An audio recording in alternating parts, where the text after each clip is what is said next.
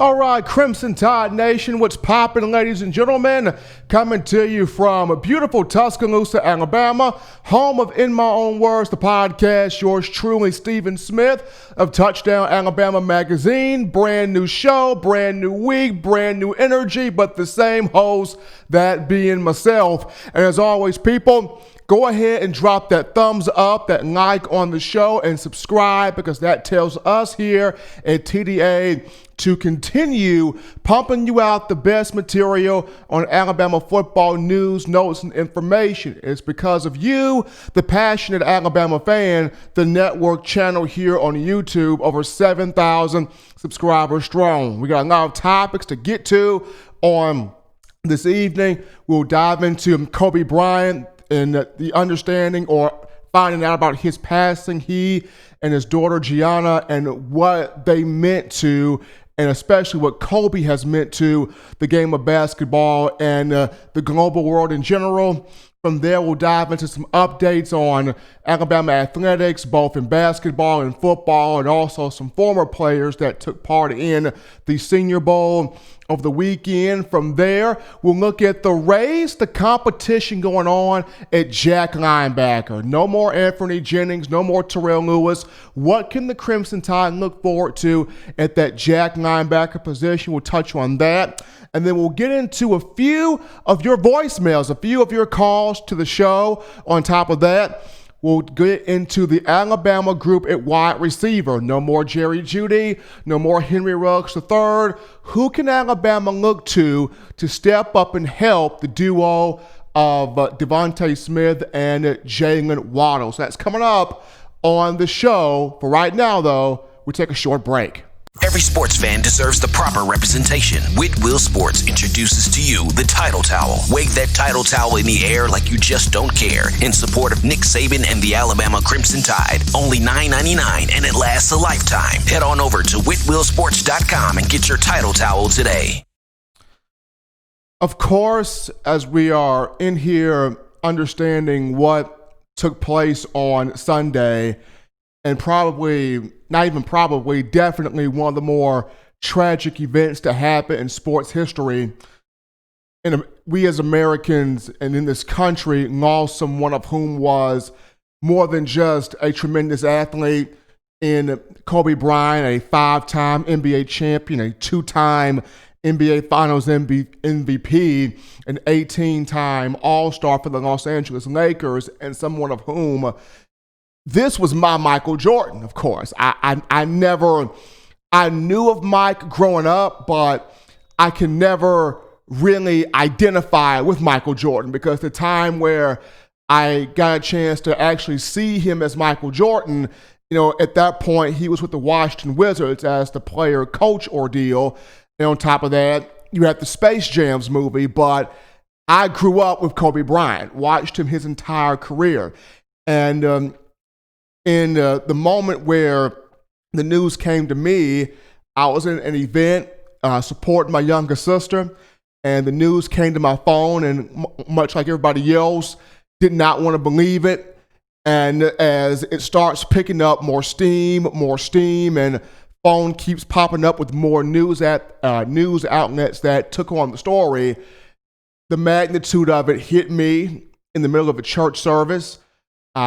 Went home to, phone calls from different family members saying, did you hear it? Did you hear it? Did you hear it? Still, to this day, having kind of a hard time processing it, because Kobe was not supposed to go out, in this manner, especially for someone whom at 41 years of age, he was finally starting to become the man that, he wanted to be. He was finally starting to tap into the philanthropist side of him and giving back to the community, giving back to the National Basketball Association, mentoring younger players.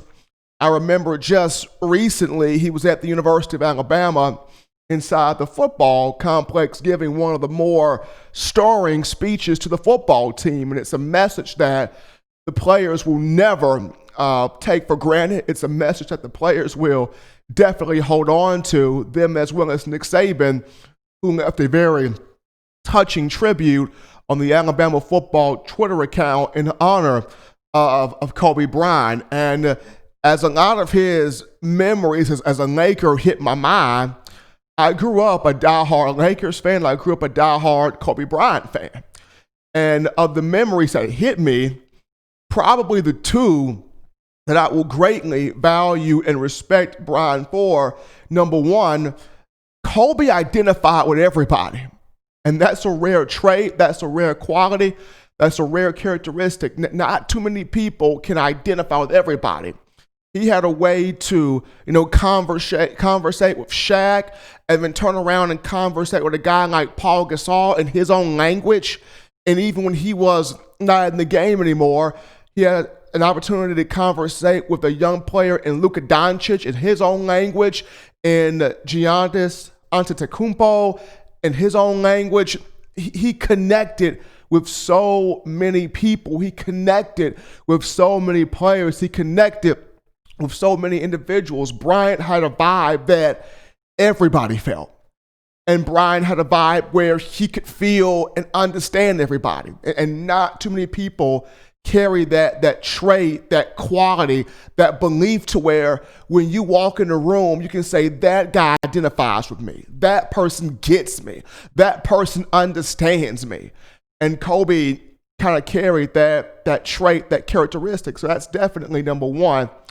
And then number two, the way he loved his children. Kobe loved his girls. He loved his daughters. From Natalia to Bianca to Capri, the young baby. But the one that was in his bosom, the one that was at the heart of Kobe was Gianna. And at 13 years of age, baby girl, not even started living yet. And a girl that had dreams, goals, ambitions, big visions for herself. I mean, definitely could see her playing in college basketball for UConn, for Tennessee, for South Carolina, for any of these big programs, because she aspired to be like her dad. She wanted to be like her father. She modeled so many things in her life the way Kobe did. And the way she carried herself as a young lady, highly respectable young woman. And you really want to see her blossom and become the full person, the full athlete. And the fact that, we will not get a chance to see that. We will not get a chance to see, Kobe become the man off the court that he was finally getting the chance to become and do and aspire and put into action. And it's tough. And I can only imagine the pain that's going on with his wife, Vanessa, and the rest of the family. So the news, of course, broke out on Sunday about the helicopter crash involving Kobe and his wife, Gianna, and his daughter, Gianna. So right now here at Touchdown Alabama Magazine, yours truly, Stephen M. Smith, we take a pause right now in honor of Kobe Bryant and his daughter, Gianna.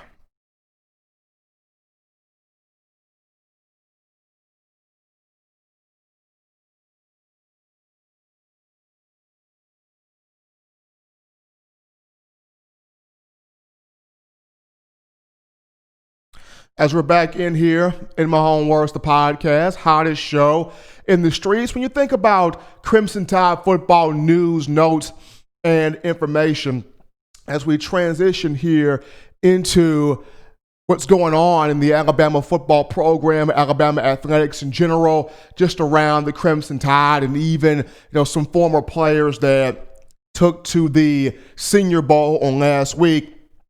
First and foremost, in terms of Tide information, a graduate transfer was at the University of Alabama over the weekend, that being one Carl Tucker, the tight end from North Carolina. He has his degree.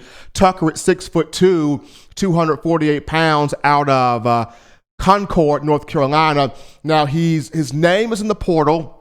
And he's a guy that if he was to choose the University of Alabama or commit to the Crimson Tide, he would fit a direct need. Nick Saban has talked about for a good bit now about how the Crimson Tide can very much so use a tight end develop some more depth, develop some more explosiveness, experience at that position. Now, Alabama is looking at getting Miller Forrestall back they will have Miller Forrestall back for the 2020 season. And then along with him, you're looking at Major Tennyson, Jaleel Billingsley, and also Cameron Latou. But you cannot put a price on, getting more talent in, getting more depth in, getting more bodies in that can make some plays, especially at that position. And according to reports, Carl Tucker and his family really enjoyed his visit to the University of Alabama over the weekend. But Tucker, a former 3-star in his career, or for his career as a Tar Heel, he had 36 receptions for 549 yards and 4 touchdowns, averaged 14.6 yards per catch. So we do see here that with his size, he can stretch the field. He's athletic, big body, really good blocker, good hands, quick feet, and a guy that would add some big playability to the Crimson Tide. So, hopefully Tucker will make that move to commit and choose the University of Alabama, still as of right now in the transfer portal, but did make a visit to the program over the weekend, one Carl Tucker. In other news here, we go from one Carl to another Carl. Carl Scott, the Alabama defensive backs coach, working with corners. He recently was thought about to be a part of the staff that Dave Aranda is putting together at Baylor. Aranda leaving LSU to become the head coach of the Baylor Bears down there in Waco, Texas, in the Big 12. And one of the guys that Aranda was targeting was Alabama defensive backs coach Carl Scott to be the co-defensive coordinator. Carl Scott turned it down. Carl Scott turned the offer down, wanting to remain with Nick Saban and the Crimson Tide, giving Alabama that sense of continuity that a lot of times national media loves to hit Saban in the back of the head with. You know how they do it. Nobody wants to work for Nick Saban. He's too demanding. He's too tough. He wants too much of a perfectionist. Look at what Dabo does with his staff and how Clemson's able to keep the coaches together. Alabama not able to do that. So seeing Carl Scott remain with the Crimson Tide and keep that continuity in order, really a big deal there. Scott was able to not only bring in a quality class of defensive backs for 2019, he has done the same for this 2020 group. So Carl Tucker of North Carolina visiting Alabama. Hopefully the tight end can make that move to come to the Crimson Tide. And Carl Scott turning down a potential co-DC job at Baylor to remain at Alabama at defensive backs coach. Other updates here in terms of Tide football. Former Alabama offensive tackle Scott Lashley, who recently put his name in the transfer portal, has chosen his transfer destination. He's returned back home to Mississippi State University to work with head coach Mike Leach. Scott Lashley, a native of West Point, Mississippi. Also, Nigel Knott, former Alabama defensive back, a native of Madison, Mississippi, went to Germantown High School, has put his name in the graduate transfer portal. Not sure where he will go to at this point, but Knott, of whom came to Alabama in the 2016 class, a 4-star. He had dealt with a knee injury coming from his high school days upon enrolling at Alabama, did not play his freshman year. He's played 11 games throughout his career, and of course last season did not play at all due to a medical issue, was medically disqualified, was not cleared to play, missed the entire 2019 season. Of course, now back healthy, the medical staff has cleared him to play football again. And for somebody of whom recently dedicated his life to Christ, recently got baptized at Church of the Highlands here in Tuscaloosa, Nigel Knott looking forward to getting back on the football gridiron and playing the game that he wants to play. So Knott also in the transfer portal.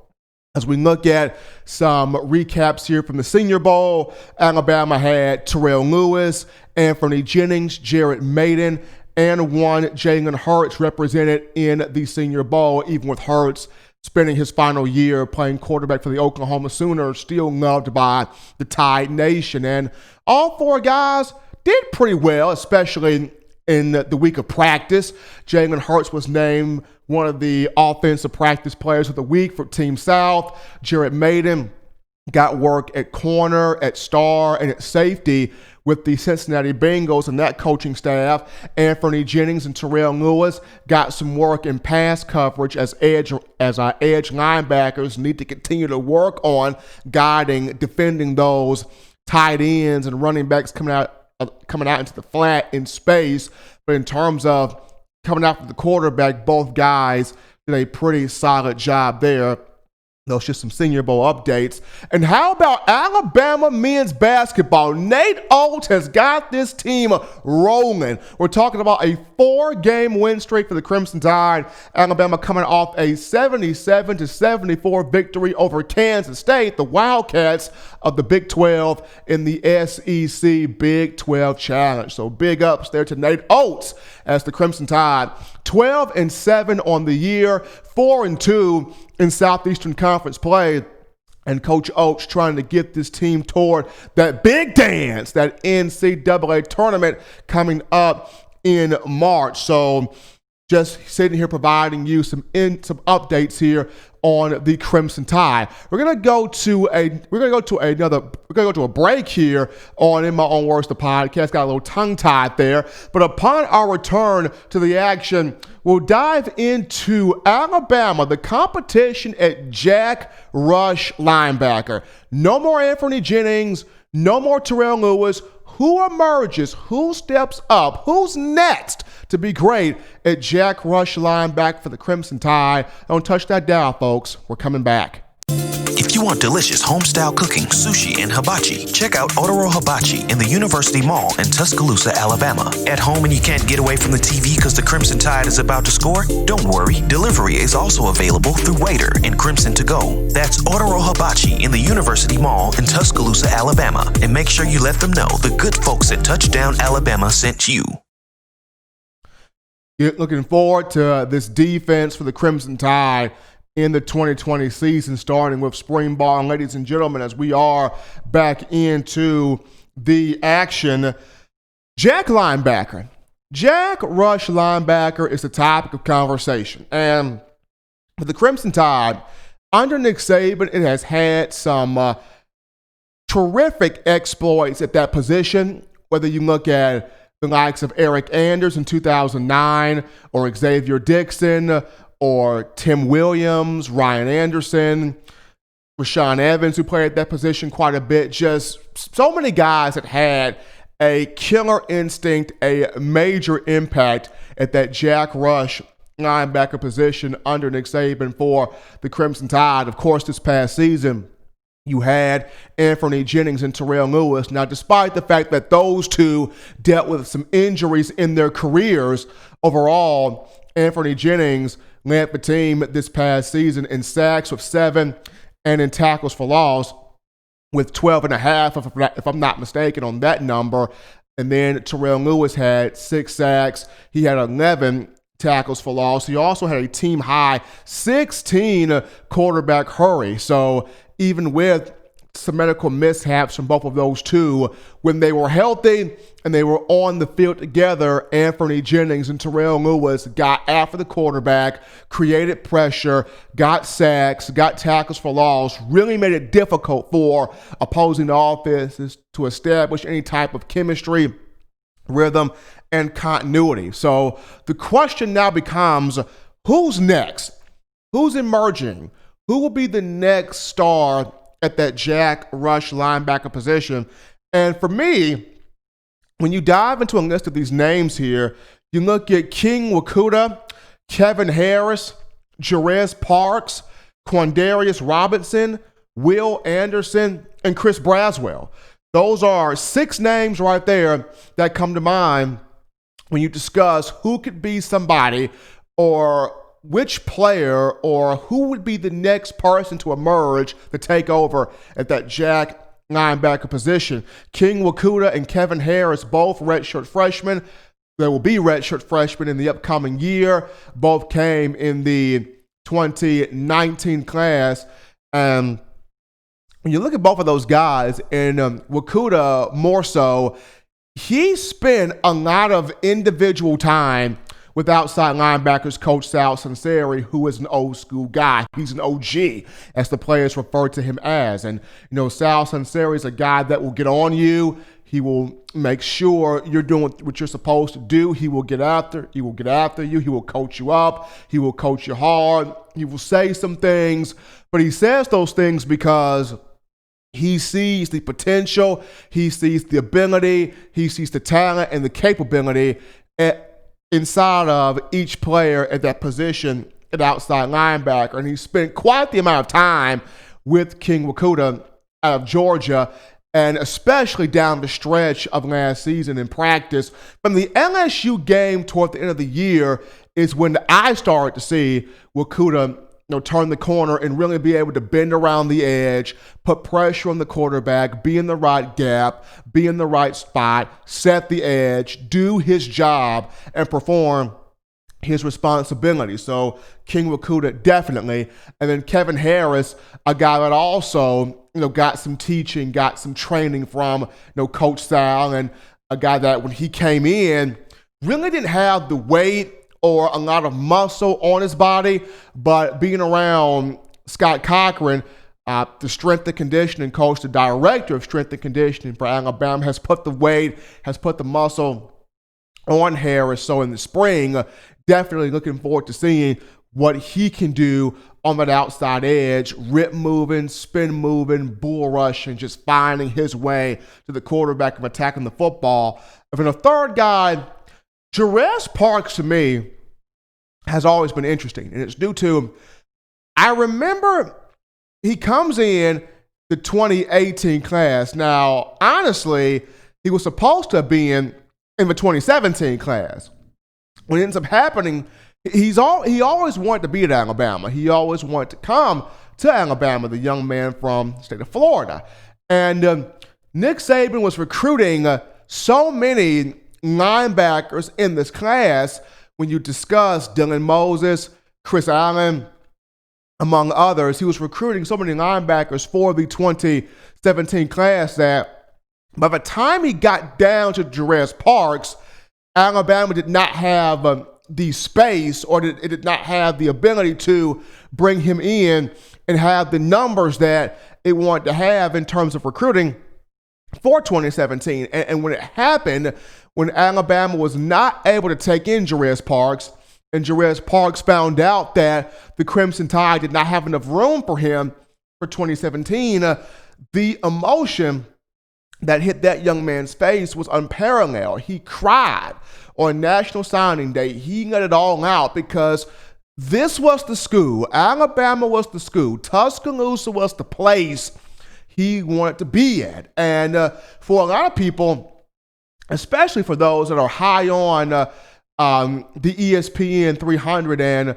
other markets, most importantly, the Touchdown Alabama magazine recruiting market. But for those individuals who are high in recruiting and they do not get the opportunity to immediately go to the school they want to in their respective class, when they're offered an opportunity to gray shirt or to come in the later class or enroll in the spring of the following year, a lot of them don't like doing that. A lot of them don't take too kindly to that because they feel like, why should I have the gray shirt when I'm a 4-star? I'm a 5-star. I'm a headline name. I'm a big get. I'm a marquee product. Why do I have the gray shirt? Why do I have to suffer this situation when my whole ordeal, my whole dream, my whole goal, my whole ambition was to be in this particular recruiting cycle with my potential classmates, with the guys that I wanted to come in with? But the beauty behind Jurassic Parks is, even though he did not come in the 2017 class, and he had to watch on television the likes of Tua Tagovailoa, Jerry Jeudy, Najee Harris, Henry Ruggs III, Devonta Smith, and then guys on the defensive side of the football of the class that he came in, while he had to watch those guys go out there in Atlanta, Georgia, Mercedes-Benz Stadium, to win a college football playoff national championship that he was not a part of. He did not let that get him down. He buckled down, he trained well, he picked up muscle, he picked up weight, and he came to the University of Alabama in the spring of 2018, ready to work, ready to get down to business. And this is somebody that a lot of fans push for, they root for, they support. They want to see, can Jerez Parks, because of his story and what he went through, can Jerez Parks break through, get on the field, be a part of that rotation at Jack Linebacker, and possibly grab a starting spot. So that's the third guy that's been here when you look at Wakuda, Kevin Harris, and Jerez Parks. When you touch on the three true freshmen coming into this class, when you look at Quandarius Robinson from Jackson Owen High School in Birmingham, Alabama, Will Anderson and Chris Braswell, and also Drew Sanders, but I feel like Drew Sanders out of Texas would more so be fitted at strong side linebacker versus Jack linebacker. But then again, of course, I'm not Nick Saban. He will make the move on that. When you look at Robinson, Anderson, and Braswell, folks, we are about to get back to having real, true competition at Alabama, to where there's going to be the best player at every single position on the field. This is what made Alabama special from the get-go.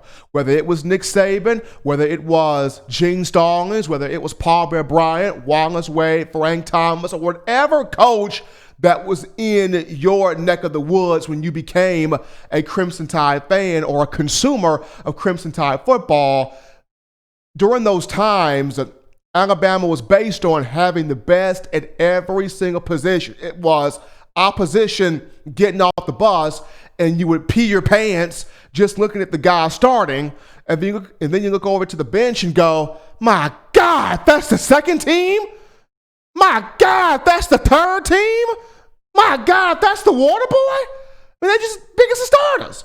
It was, at that time, Alabama believed in getting the best on the field at every single position. And the last 2 years, though, it's debatable defensively on, did Alabama have the best on the field at every spot? But now, when you look at this new talent coming in, these guys are hungry, much of these guys from the state of Alabama. And I've mentioned this once before, when an in-state recruit gets an offer to come to the Crimson Tide, it's like hitting the lottery. It hits home. It hits different because it is home. And for a lot of these in-state talents, they want to defend home. They want to defend the home turf. They grew up listening to stories being told by their parents, their grandparents, their uncles, their aunties, their big cousins, or whomever served as the guardian. They grew up on stories about, man, you remember when Van Tiffin made that kick in the Iron Bowl against Auburn in 1985, man, bro, you remember when Deuce Palmer, bro, when Davis Deuce Palmer got loose, bro, you remember that? Man, you remember, man, when Andrew Zhao and Freddie Millens and Sweet Feet Sean Alexander, bro, you remember, man, Brody Kroll and Kenneth Darby and Tyrone Prothro and all them guys, like, they remember those guys. They grew up listening to stories on those guys. So when an in-state recruit gets an offer from Alabama, it hits different, it means different. But seeing this true competition return to the Jack linebacker, it's going to be fun, because Alabama's defense starts with that defensive front.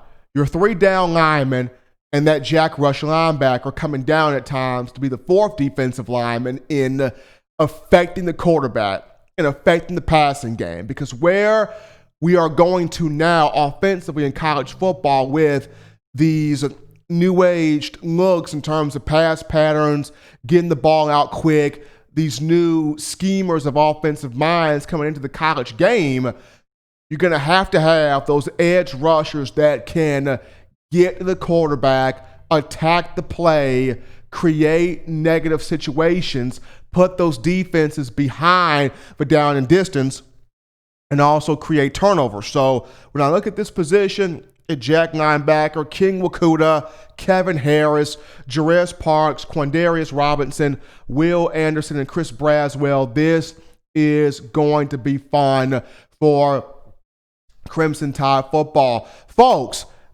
I want you to comment right now on the bottom of the YouTube channel there. Who are you most looking forward to seeing at Jack Linebacker? Who are you most looking forward to watching affect the quarterback, attack the quarterback, create those negative plays? Comment your thoughts or your response to the bottom of the YouTube page here. We're going to go to another break on In My Own Words, the podcast, but don't touch that dial. Just now getting the car cranked up out of the garage. When we return, we will dive into some of your voicemails as fans. I will get to those. And also, Alabama at wide receiver. What will the Crimson Tide look like at wide receiver with the losses of Jerry Jeudy and Henry Ruggs to the NFL? Don't touch that dial, folks. We're coming back. Touchdown Alabama Magazine is Alabama football's premier publication. A subscription to Touchdown Alabama Magazine is the perfect gift for any Alabama fan. For exclusive news and information, recruiting updates, a free annual print magazine, and more, go to touchdownalabama.com and click join. Only $5.95 per month or pay $49.95 for a full year subscription. That's a saving of almost $22. Make sure to subscribe before it's too late and get our new freshly printed end of the year magazine issue. Go to touchdownalabama.com today and roll Tide.